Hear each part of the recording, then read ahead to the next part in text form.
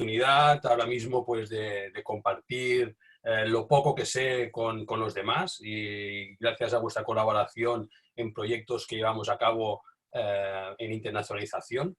Y bien, simplemente es intentar aportaros una experiencia práctica de actualmente cómo afecta el COVID en estos momentos en las formas tradicionales de acceder al mercado y cómo podemos afrontarlas de alguna manera. Yo siempre considero que actualmente están cambiando las...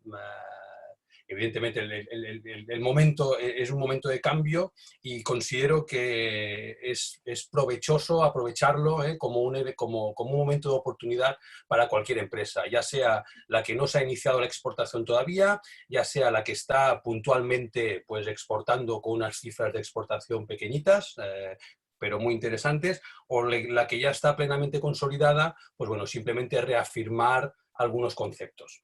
Veo aquí algunas caras conocidas de empresas colaboradoras con las que he trabajado anteriormente y bueno, veo perfiles quizá de empresas que no se han iniciado aún en la exportación. Creo que esta presentación que os haré pues será para aportaros un poquitín de guía. Para los que no lo han hecho puntualmente, pues para consolidar o reafirmar conceptos que ya tienen, y los que ya tengan experiencia consolidada, pues, en fin, darles alguna clave que puedan ser interesante de mi experiencia práctica. Voy a empezar os comparto la pantalla y empezaré con mi exposición.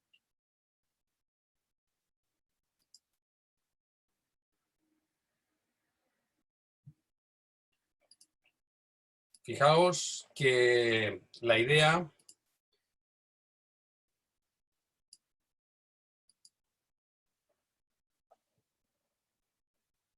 Sí, simplemente, bien, el concepto, hoy vamos a hablar simplemente, me voy a centrar en algunos conceptos básicos de las diferentes formas de acceder al mercado.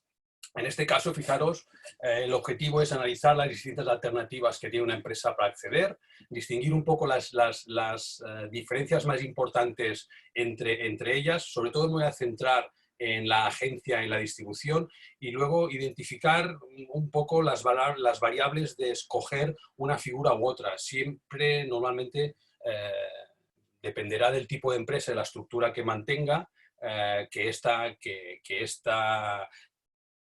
variable o esta elección de una forma u otra, pues diferenciará una empresa de la otra. En este caso, fijaros, os paso un poco las fases de un plan de promoción internacional. Sí que para ubicaros me centraré en esta parte, sobre todo en esta parte de aquí. Cualquier consultor, cuando inicia un proyecto de internacionalización, lo que hace es recomendar a la empresa, sobre todo, con qué oferta podemos salir. No es adecuado, cuando se inicia, diversificar o quizá deciros concentrarnos con todos los productos de la empresa. Es habitual que nos concentremos con aquellos productos o aquellos servicios que realmente tengan un valor añadido. Siempre es preferible empezar con algo concreto y que realmente tenga una ventaja competitiva que no querer abarcar todo el portafolio de productos cuando no tienen realmente esta capacidad de adaptación al mercado donde vamos. En la segunda parte del plan de promoción internacional, evidentemente, es a qué países acceder primero. Lo que la empresa debería ocuparse o poder justificar es por qué tomo una decisión de irme a un país o a otro. Normalmente lo que hacemos es buscar datos objetivos reales para poder defender por qué escogemos uno u otro y no pues y descartando los que no tienen tantas mejores perspectivas. Actualmente la situación existente en Europa con el COVID, entiendo pues que tenemos algunas restricciones. Sí que es verdad que hay algunos países muy interesantes donde actualmente el confinamiento no es tan restrictivo como puede ser en Italia o en España, y empresas que ya tienen presencia en estos países pues son las que ya más o menos se van manteniendo mejor en su estrategia de internacionalización. Cuando hemos ya sabido los países donde vamos a acceder, lo más interesante es concentrarnos en el canal de comercialización. Actualmente una empresa iniciará la venta directa, que la veremos a continuación, pero siempre buscamos, muchas de las horas de dedicación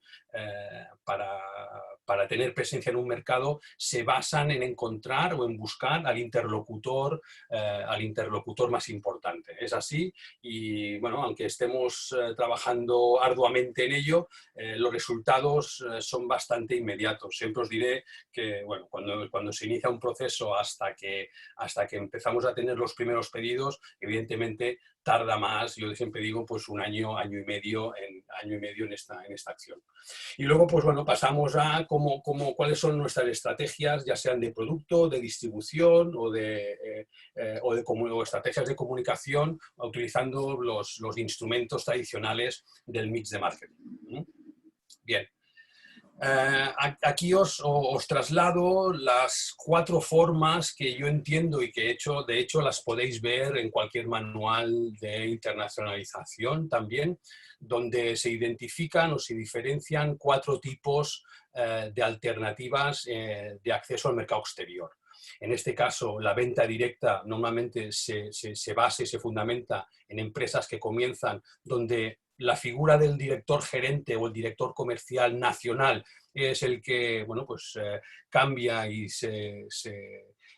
intenta profesionalizarse hacia los mercados exteriores. Normalmente sería esta etapa. A partir que tiene ya un poquitín más de experiencia, vamos aprovechándonos de la utilización de intermediarios, ya sea el agente o el distribuidor, de las diferentes figuras que existen y que veremos a continuación.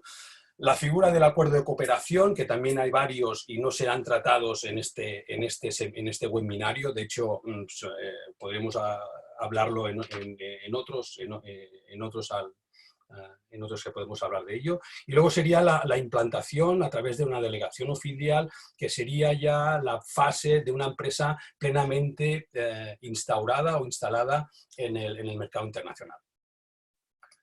La exportación directa, fijaros que os pongo cuatro claves, dónde se justifica la exportación directa. Bueno, cuando una empresa realmente tiene suficientes medios para acceder al mercado, pues es adecuado utilizarlos. De hecho, cuando el propio empresario, el equipo del empresario, tiene toda la información del mismo, se han hecho pues, los trámites correctos pues, de estudios de mercado y utiliza su propia estructura, bien, pues yo quisiera decir que es la estrategia más adecuada si realmente tenemos esos medios. Lo normal es que cualquier empresa actualmente, no siempre los tiene, no tiene un departamento de exportación consolidado, las personas todavía pues, no tienen conocimientos de comercio exterior, pero siempre, bueno, pues lo normal es que se empiece por ahí. ¿Cuál es la dificultad que tiene la empresa? Evidentemente localizar un cliente potencial, negociar con ellos si es que no tiene conocimientos pues, de técnicas de negociación de diferentes países, como así el hecho de asegurar pues, el servicio que puede dar a este mercado de acceso. Evidentemente es una estrategia, escoger la exportación directa es adecuada para la empresa que tenga la estructura, y si no, pues evidentemente buscaremos otras opciones de búsqueda, búsqueda de intermediarios en este caso. ¿Cuándo se justifica? Lo veis en esta pantalla, sobre todo empresas que se inician para responder en pedidos concretos, cuando no hay demasiados clientes y eso no nos fuerza a que vayamos a visitarlos tan habitualmente. De hecho, como es necesario esta visita, yo soy firme defensor de utilización de los medios tradicionales de contacto, aunque ahora tengamos, y de hecho el webinario que estamos haciendo pues es un ejemplo claro, la riqueza de comunicación que hay entre la empresa, el representante del empresario, con nuestro cliente final o en el caso del intermediario, es fundamental mantenerlo. Por eso la combinación de estos dos tipos de canales de acceso yo creo que es muy importante. Evidentemente, cuando el producto es muy técnico, es difícil trasladar a este intermediario todo el conocimiento base pues, para poder venderlo correctamente. Normalmente esta función la realiza la empresa porque así garantiza esta calidad. Y bueno, cuando el importe de operaciones son altos, bueno, entonces es posible poder hacer este traslado y esta visita al mercado sin ningún tipo de problema. A partir de esta forma de acceder, me gustaría centrarme un poquitín más en la figura del agente comercial. Muchos de vosotros ya conocéis, evidentemente, y estáis acostumbrados a trabajar con ellos. No me centraría, quizá, o me gustaría centrarme en alguna particularidad que os pueda servir de guía. Normalmente son personas físicas o cada vez más, os tengo que decir que la tendencia es que hayan estructuras empresariales en el exterior. O sea, siempre conocemos pues, a un agente, tradicionalmente es alguien que trabaja por su cuenta y con un secretario o una secretaria o al revés, y luego pues con una estructura también cada vez más donde una empresa puede tener un pequeño showroom en el mercado de acceso. Nos interesa contratar aquel agente que sea comercial independiente. Deciros que en algunas legislaciones existen figuras muy proteccionistas hacia su estatus. Lo que nos interesa a nosotros como empresa en este caso es siempre buscar aquel que, bueno, los gastos que puedan ocasionarse en la labor de representación, pues que los pueda cubrir fundamentalmente el agente. Aunque cada vez más os diré que se busca, bueno, los agentes comerciales para introducir una nueva marca en el mercado intentan que este tipo de gastos pues cada vez más los pague también la empresa. Bueno, pues escogeremos a alguno que más nos interese. Normalmente tiene una estructura mínima, evidentemente para la empresa implica una reducción de coste importante porque lo que hace solamente es pagar una comisión. Pensad que habitualmente es un especialista en su sector, donde la calidad de su contratación proviene del patrimonio que tiene en su portafolio de clientes. Por eso es una figura que está muy protegida, por lo menos en Europa y en las legislaciones de cada país, porque es habitual que cuando la empresa ya trabaja habitualmente con este portafolio de clientes, quiera mantenerlos para sí, ¿no? Y optan por bueno, pues despedir al agente comercial cuando pasan 4 o 5 años, pues bueno, sí, justificando, pagándoles su indemnización correspondiente o no, porque todas las empresas que conozco intentan ahorrársela, cosa que es peligroso. Y en fin, y seguir en ello. Yo prefiero siempre mantener a un agente comercial por secula seculorum, aunque, bueno, aunque eso sea unos gastos importantes para la empresa, porque normalmente siempre es la empresa quien hace el seguimiento de estos clientes. Pero mejor mantenerlo. Luego ya hablaremos también si es mejor tener, ¿no? Hasta qué punto tener un contrato con esta figura es importante a la hora de defender más a la empresa. Tiene información de mercado y evidentemente para la empresa implica diversificar su riesgo porque mantiene el canal directo con los clientes finales donde simplemente, entre comillas, el agente cobra una comisión por las ventas que se hagan.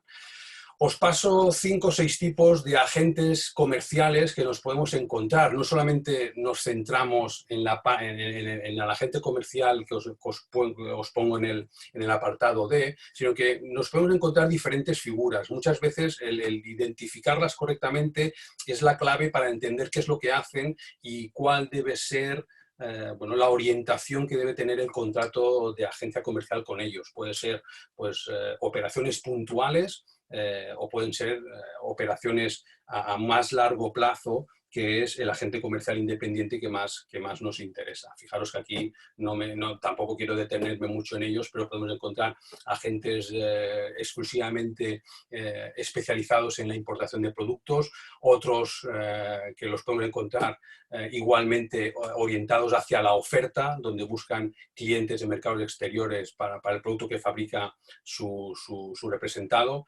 Otros que hacen las dos cosas, brokers, normalmente están basados en compañías de trading. Algunos de vosotros conoceréis la figura de las Soho Soshas japonesas, que son grandes conglomerados empresariales que realizan esta función. Buscan toda la oferta que pueden de productos estratégicos que ellos quieren y tienen los contactos en el mercado que dominan para vender estos productos.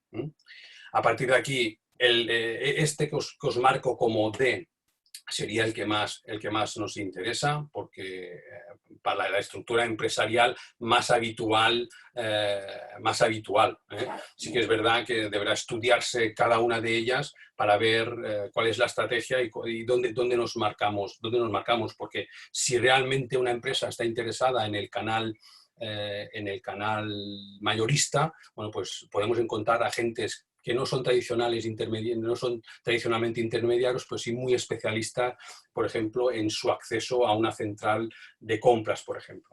Luego estarían los commissioners, que son, pues bueno, en este caso ahora mismo en la importación-exportación de mascarillas sanitarias nos encontramos un montón de comisionistas por la cadena logística, pero esto da lugar también a un webinario aparte sobre este tipo de operaciones puntuales que, bueno, interesantes, pero que no dejan de ser muy arriesgadas.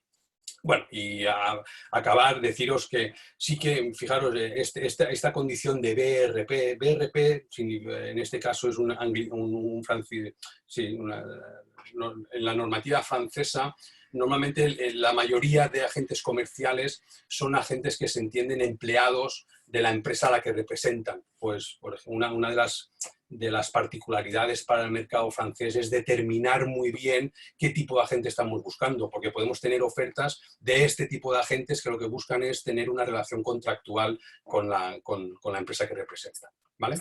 Bien. ¿Cuándo se justifica o cuándo exportamos a través de un agente comercial? O por lo menos, ¿cuándo identificáis que tiene sentido utilizar esta figura? Fijaros, en las fases iniciales de exportación, mercados lejanos que tengamos pocos clientes, bien, y delegamos esta acción comercial a nuestro representado.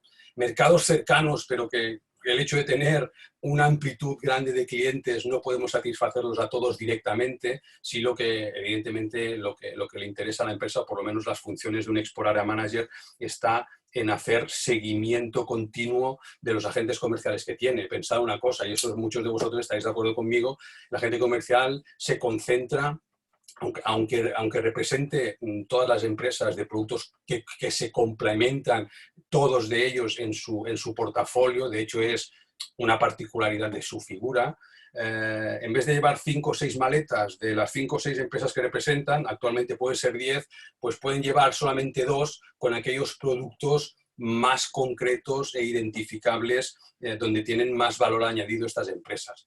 Bueno, es función del director de exportación que al menos la semana que está de viaje con el agente comercial, aunque le ayude a presentar muestras de otras empresas visitando al mismo cliente, es la forma de concentrar, de que él se concentre en toda la gama de productos de la empresa. O sea, muy recomendable mantener y seguir, aunque son reacios, estaréis de acuerdo conmigo que son reacios a que el director de exportación o el export area manager esté con ellos trabajando, evidentemente se obtienen mejores resultados cuando esto se hace así.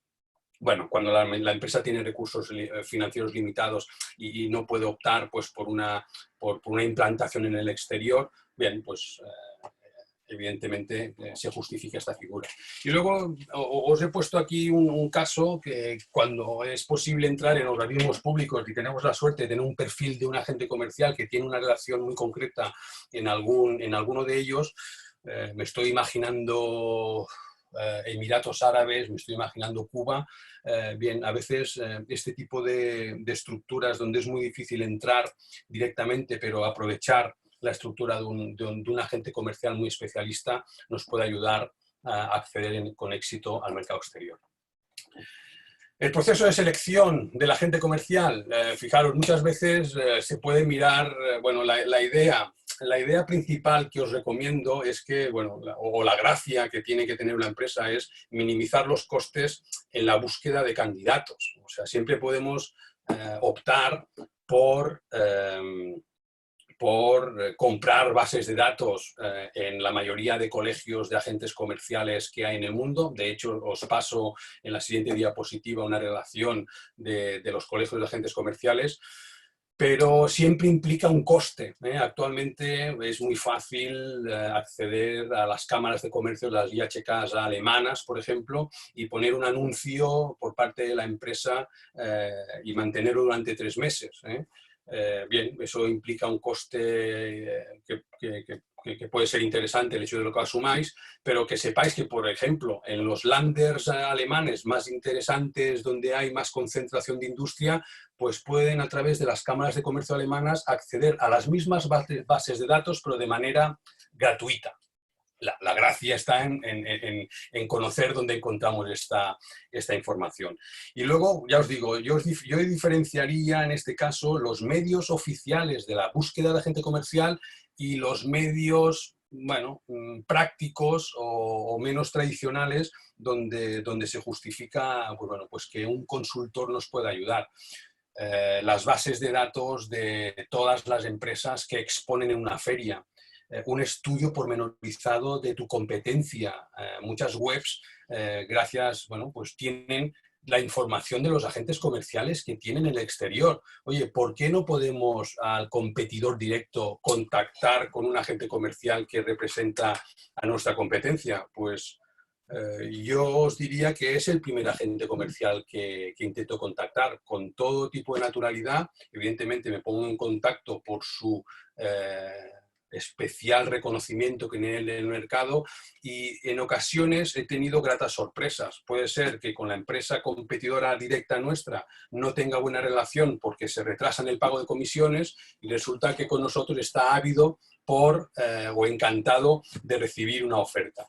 Os diré algo interesante. En este periodo de confinamiento me estoy encontrando con que habitualmente el primer contacto que se puede hacer con un agente comercial, muchos de ellos ni te contestaban. Pensad una cosa, el primer agente comercial que te contesta o es porque está desesperado en la búsqueda de nuevas empresas a representar o porque eres una súper oportunidad en el mercado. Prefiero pensar que ni una cosa ni la otra, ¿no? Cuando tenemos un contacto así, pero por eso se tiene que después filtrar este tipo de figura. Os diré que con la situación del COVID muchos agentes comerciales están en casa y ávidos por conocer nuevas ofertas. Bien, os diré que es un momento para una empresa que no se ha planteado el acceso a un mercado, porque bueno, pues, ¿no? Estamos como estamos, sí que es el momento de hacer este tipo de búsqueda, porque bueno, lo veo como oportunidad. Gratamente, para una empresa de hilaturas, me ha pasado.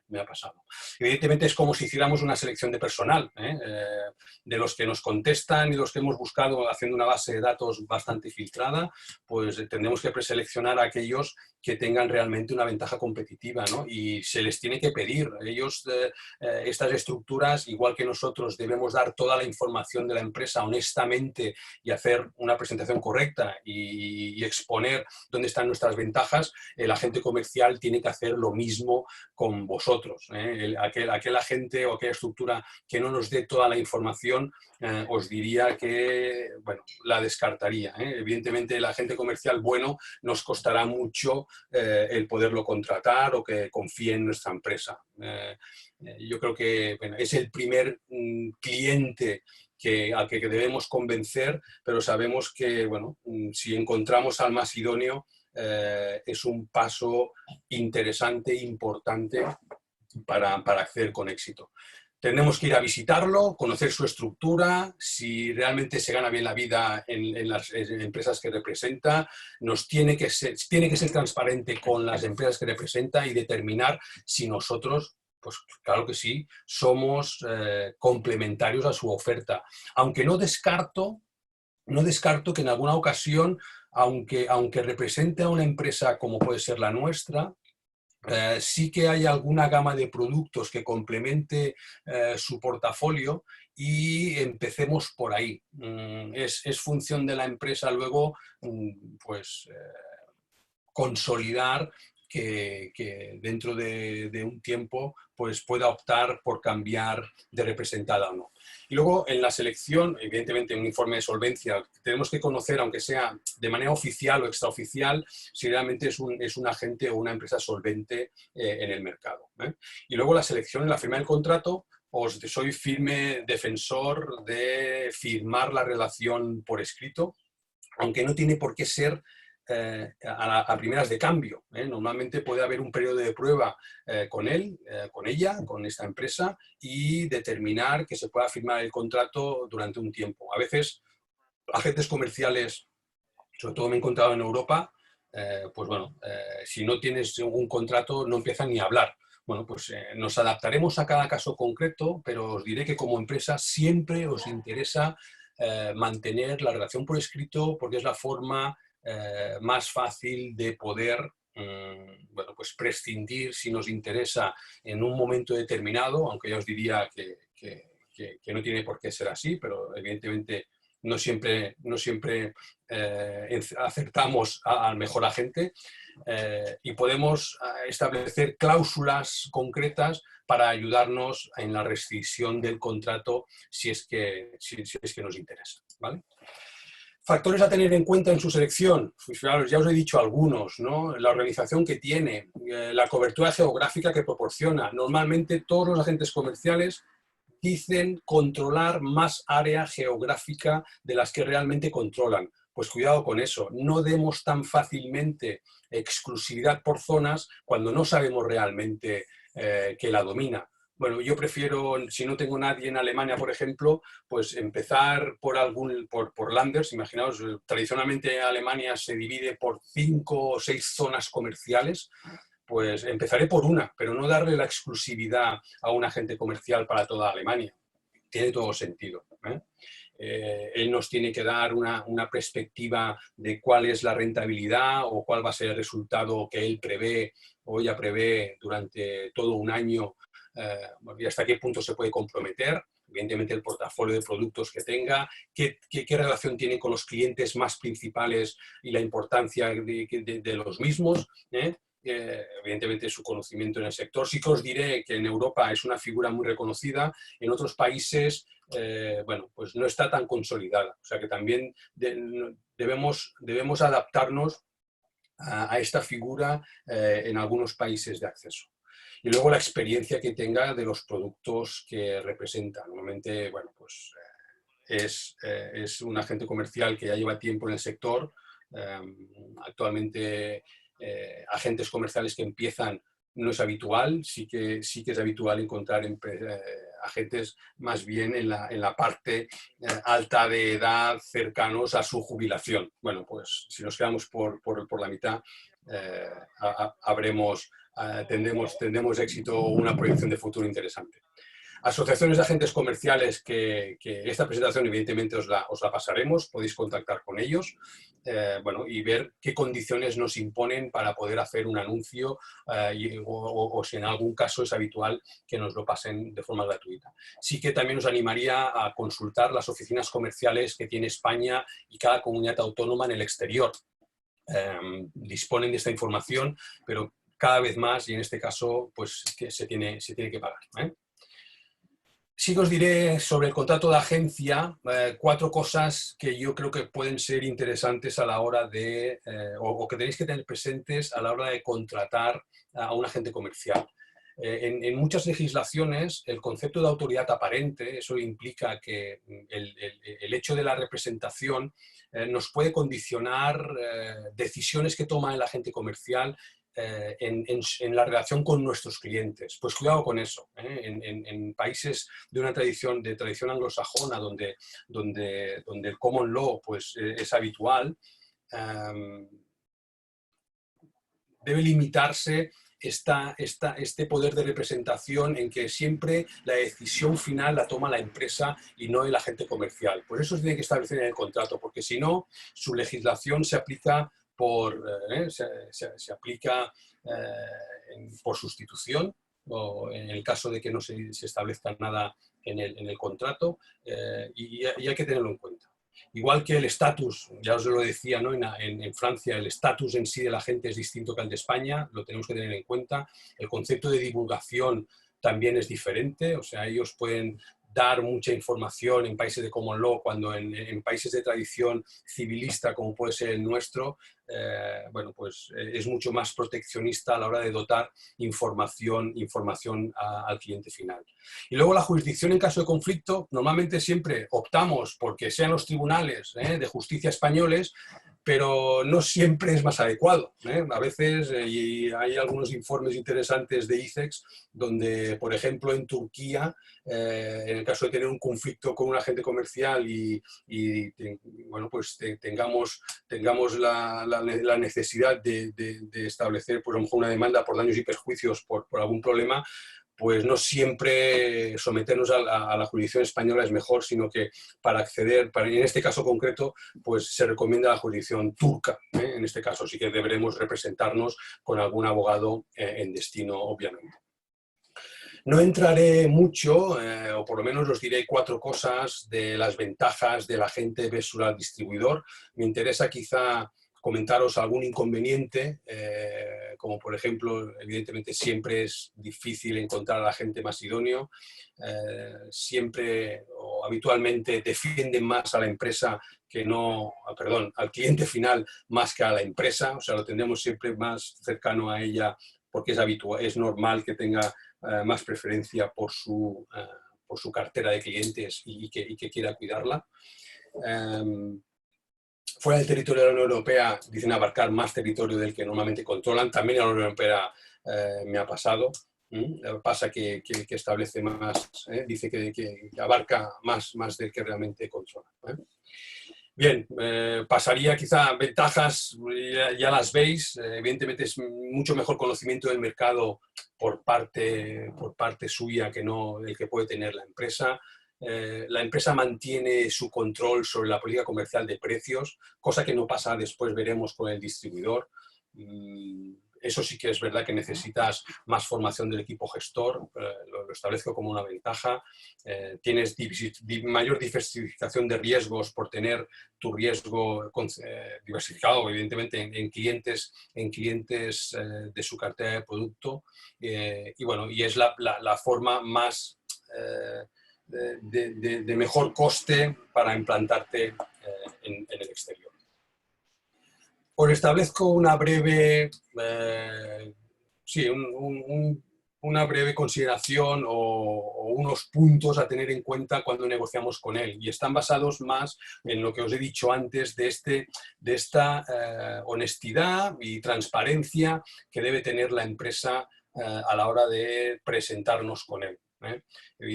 Sí que tenemos que presentarnos, tenemos que ser abiertos sobre la información de productos, dónde estamos, cuál es nuestra tradición y experiencia en otros mercados. El hecho de trabajar con los mejores clientes en España a esta figura le puede ayudar muchísimo para introducirse o para mantener su cartera o ampliar su cartera en su mercado. Tenemos que ser capaces de establecer objetivos provisionales de ventas, qué tipo de relación tenemos de otros agentes con otros países. Esto nos ayuda, por ejemplo, una feria comercial, que tengamos presencia, es un momento y un foco y un foro donde los podemos tenerlos conjuntamente para que se relacionen entre ellos, qué tipo de plan de promoción prevemos, ¿cómo pueden ser las comisiones? Normalmente, tradicionalmente, sí, pactamos un 5, un 10, un 15 según el sector, pero a veces podemos utilizar otro tipo de comisiones a pactar con él. ¿Y cuándo? Normalmente se pagan a los 3 meses por facturas vencidas. No es habitual hacerlo mensualmente porque todavía no hemos cobrado de nuestro cliente. Bien, dependerá en cada caso concreto, pero es habitual que asuman que cobran la comisión cuando ya nosotros hemos cobrado, igual que se les deduce en algún caso por algún abono o algún conflicto ya hemos tenido, se le tendría que deducir también su comisión en su caso, ¿vale? Estos serían los más importantes. Entraría a partir de aquí en la exportación indirecta, que es a través o cuando se justifica, cuando utilizamos la figura no ya de la intermediación, como os he dicho, donde todavía mantiene, en el caso de la exportación directa o el agente comercial, donde mantiene un hilo directo con el cliente final, sino la utilización de distribuidores en este caso. Aquí ya hablamos de una figura donde tiene pues, capacidad de almacenamiento, distribución física del producto en el país, donde participa en las acciones de promoción, es capaz de dar un servicio postventa de nuestro producto allí donde está. Y evidentemente son empresas, en este caso, que participan en la capacidad o en las acciones logísticas. Pueden ser que sean especialistas en este caso, y allí donde nosotros no podemos acceder para un cliente final, accede nuestro distribuidor dotándonos de una riqueza en el canal por todos los servicios asociados que ofrece. Distingo 3 tipos: el importador en sí, al distribuidor y fijaros al mayorista. Dependerá después de cuál es su cliente final. Bien, dependerá, simplemente deciros que nos podemos encontrar estas tres figuras. Igual que la agencia comercial, os pongo unas características concretas que identifican muy claramente esta figura. Os diré que el distribuidor normalmente siempre sabe cuál es su poder en la negociación de precios. Es muy interesante como forma de acceso cuando concentramos exactamente así el riesgo en un buen distribuidor, pero también implica que es peligroso por esa misma concentración. Normalmente siempre los contratos con distribuidores, a diferencia del contrato de agencia, que está muy bien regulado y hay una directiva específica de protección para el contrato de agencia, en el contrato de distribución os diré que prima la libertad de las partes en los pactos y en la gestión. O sea que ahí tendríamos que ponernos en manos de un especialista a la hora de establecer muy claramente las obligaciones de las partes. Tiene un elevado nivel de servicio, cartera de clientes consolidada, compra en firme. Normalmente, a diferencia de en otros casos, es posible tener una planificación correcta con este distribuidor y eso nos permite, evidentemente, ventajas competitivas de producción para nuestra empresa. No os diría más. Sí que igual que el distribuidor con el agente, pues las ventajas y los inconvenientes. También, igual que el agente, os marco, estoy en esta parte aquí: dificultad de conseguir el distribuidor más idóneo, siempre presiona en precios, siempre es difícil controlar el precio final por parte de la empresa. Fijaros que por mucho que nosotros queramos controlar el precio final, bueno, ahí hay una libertad de vender a un precio determinado que no muchas veces la empresa puede controlar. Bueno, es una de las dificultades. Normalmente siempre el margen que se lleva el distribuidor es mayor que el que se lleva la empresa en sí.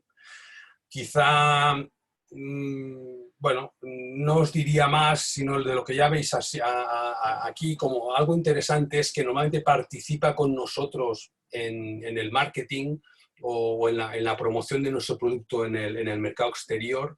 Y os diré, aparte, que hay que tener cuidado también cuál es la posición actualmente de los marketplaces, que son nuevas formas de distribuidores, y deciros, claro, hasta qué punto el distribuidor puede tener libertad o no a la hora de vender el producto a través de Internet en el mercado que accede. Muchas veces ahí lo que tiene que hacer la empresa es condicionarlo en el contrato y tener siempre la última opinión o el último control por parte de la empresa. Porque si le damos amplio margen a la hora de vender a través de marketplaces, bueno, pues se puede convertir directamente en nuestro competidor.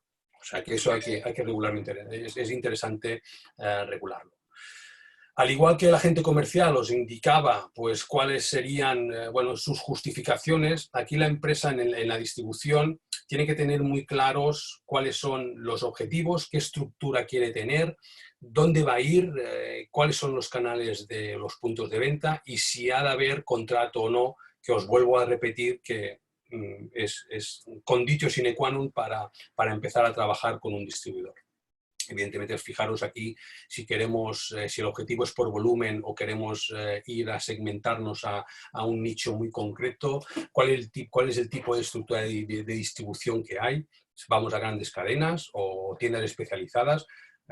Bueno, normalmente cuando es gran distribución tenemos que tener cuidado o bueno, la empresa debe ser consciente si realmente tiene la estructura suficiente como para poderlo hacer con garantías. Estos serían los puntos esenciales de la distribución y sí que os quería hablar, dentro de la exportación indirecta, de un caso de éxito, de una figura que tradicionalmente se utilizaba por parte de las cámaras de comercio, algunos organismos oficiales promocionando esta figura, pero han habido muchos casos de que no han acabado de consolidarse. Y como veis es el consorcio de exportación. En este caso serían, bueno, la posibilidad de que identifiquéis en vuestros sectores algunas empresas, no más de 4, diría yo, para compartir en general todos los gastos que supone el acceso al exterior. Y no solamente los gastos, sino también compartir sinergias entre diferentes empresas. Aquí tenemos, creo que algún oyente ha trabajado en algunas donde también puede hablar sobre este caso, donde, bueno, las empresas comparten durante un tiempo, pues tanto los gastos de participación en ferias, por ejemplo, comparten los gastos de acceder a los viajes de prospección, comparten su conocimiento de posibles impagos cuando son clientes similares y es habitual que entre ellas también compartan agentes comerciales. Bueno, pues esto tendríamos que utilizarlo, es una figura que para mí es realmente interesante y os animo a que se pueda plantear como una opción si detectáis este tipo de perfil de empresas. Os pongo aquí cuatro tips o ejemplos que para mí son muy importantes. Os puedo identificar que por ejemplo, debe primar la generosidad y ser malo en matemáticas. Normalmente los empresarios que conocemos habitualmente no trasladan su conocimiento a otros empresarios. Quiero pensar que esto está cambiando y bien, pues cuando tenemos productos complementarios pero un mismo canal, tiene todo el sentido ser abiertos en estas opciones. Actualmente ayudas para la creación de consorcios son difíciles, la situación de la administración tradicionalmente sí que habían, ahora es un poco más complicado, pero aunque no centremos la creación de un consorcio gracias a la ayuda que tengamos, lo que tenemos que hacer es poderlo utilizar particularmente como una opción. Os lo dejo para que lo sospeséis. No entraré en otras formas porque ya nos vamos de tiempo, pero os diré que existen otros tipos de acuerdos empresariales de exportación indirecta. En otro webinario podríamos hablar de la joint venture largo y tendido, pero no tiene, en este caso os pongo la PIGIBAC, la Asociación Europea de Interés Económico, como una opción para acceder a programas subvencionados para la OCDE. sería una asociación empresarial como las UTEs tradicionales en España para la construcción de grandes infraestructuras, pues lo mismo para proyectos europeos. El concepto de la franquicia internacional como modelo empresarial tiene sus particularidades, pero es también un modelo muy interesante. La utilización de los marketplaces, los acuerdos OEM, la joint venture, la licencia de transferencia de tecnología y el partenariado, que es una figura muy concreta también que se da, sería muy similar al consorcio de exportación, pero no por voluntad de los participantes, sino más bien promocionado por la administración pública. Bien, deciros con esto, haceros un pequeño resumen a considerar de lo que os he venido diciendo. Yo creo que, sobre todo, para identificar, para aquellas empresas que empiezan, cada mercado puede tener una forma de acceso distinta. Puedo empezar, pero en algunos utilizar la figura de la agencia, en otros distribuidores, en otro utilizar la figura de la distribución y en otros poder empezar con una implantación. No tiene por qué ser así, ¿no? Pero sí que es habitual que tengan unas fases ordenadas muy concretas. Capacidad de adaptación de la empresa y consciencia del esfuerzo que se requiere. Una de las cosas para las que los consultores nos cuesta es decirle al empresario que va a estar durante 1 año y medio invirtiendo sin tener retorno de la misma inversión. Eso cuesta, pero es que los resultados son así. Es muy raro tener resultados antes, aunque es habitual tenerlos. O sea, también os diré que en algunos casos hay casos de éxito de que, bueno, pues, quizá en 6 meses, en 3, 4 primeros meses podemos tener una búsqueda de agentes comerciales, poder empezar con ellos y ver los primeros inputs del mercado a partir de los 6 meses, ¿no? Una de mis recomendaciones es mejor plantearnos pequeños objetivos concretos y medibles que no grandes retos inalcanzables. Vamos poco a poco, haciendo las cosas bien, que no querer comernos mucho más el mercado. Y complementario a esta afirmación, ir lentamente consolidando zonas y no bloquearlas antes de tiempo, que normalmente a veces pasa mucho en las empresas que como no tenemos el interlocutor adecuado y tenemos uno bueno, pues ya bloqueamos la zona. Bueno, yo prefiero empezar por algún Länder, por ejemplo en Alemania,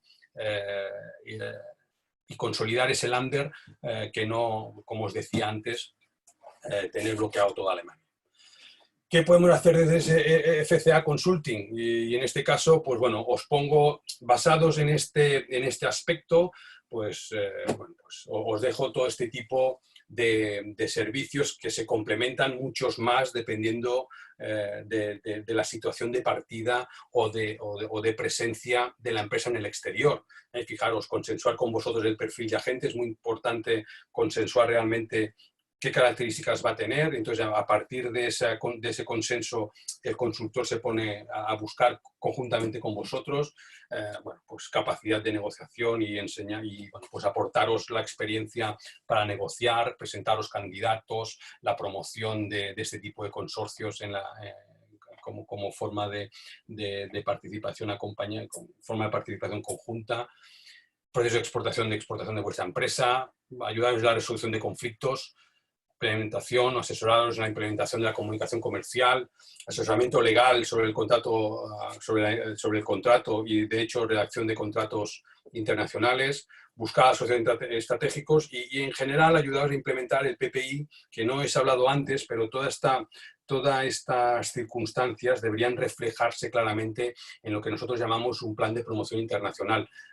Porque a partir de establecer en una hoja de ruta todo lo que vamos a hacer en los próximos meses con un presupuesto adecuado y si se van implementando estas acciones, es la forma de conocer bien las correcciones que debemos hacer o no en este paso.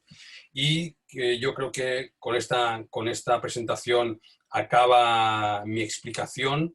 Sí que os dejo, para terminar, os traslado y os comparto también, dejadme un poquitín, os traslado y os comparto un documento que es un autodiagnóstico en exportación. Dejadme que a ver si puedo hacerlo.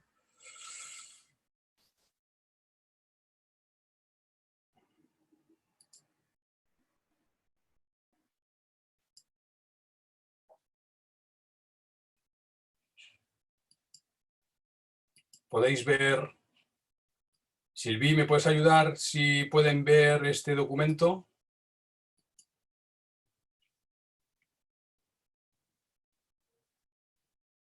Sí, yo ya lo veo, ¿eh, Francesc? ¿Ya lo ves? Vale, perfecto. Sí. Bueno, pues simplemente esto es un autodiagnóstico muy sencillo donde hay una serie de preguntas y tenéis que contestar simplemente cierto o falso. Esto cada uno que lo haga en su casa, y os mandaríamos también cómo interpretar este autodiagnóstico. Al final se hace una evaluación de la empresa y obtenemos en este recuadro pues una situación de partida o de conocimiento de la empresa donde el cuadrante, donde la empresa correctamente enfocada y ya plenamente consolidada debería estar este cuadrado aquí.